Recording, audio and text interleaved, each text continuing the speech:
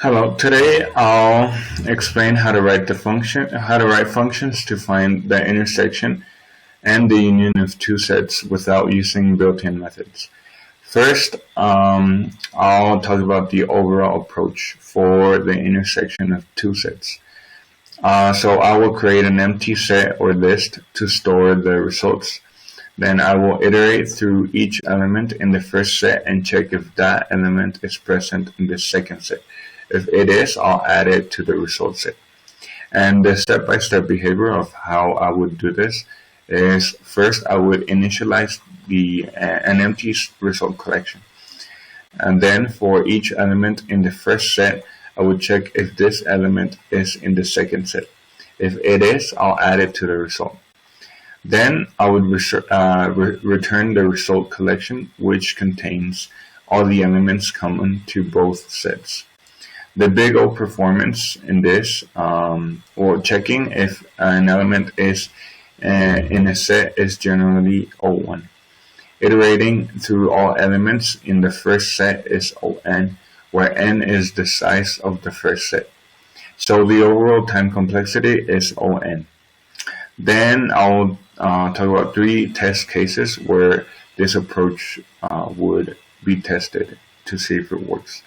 The first one is 2 sets with some overlapping elements. For example, 1, 2, 3, and 2, 3, 4, which 2 and 3 would be expected. Then the second test case is 2 sets with no overlapping elements. For example, 1, 5, and 2, 4, which would expect an empty set. And the last test case would be 1 or both sets are empty, which would expect also an empty set. So now I'll talk about the union of 2 sets. And for the overall approach on this, I'll create a result set that contains all elements from both sets without duplicates. First, I'll add the elements from the first set to the result, then iterate through the second set and add elements that are not already in the result.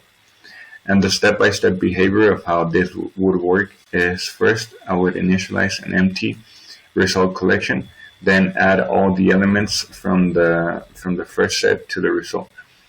Then for each element in the second set, I would check if the element is not already in the result. If not present, I'll add it.